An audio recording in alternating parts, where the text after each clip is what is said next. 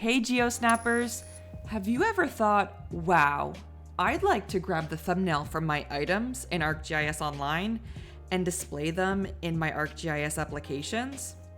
How about adding them to the table or list element in a dashboard?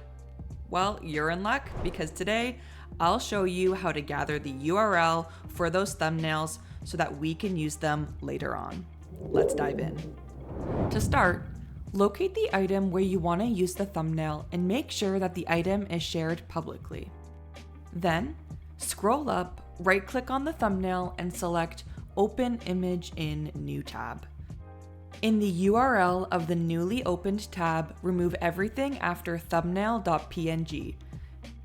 And also remove your organization name and .maps. The URL is now ready to be copied and used in other ArcGIS applications.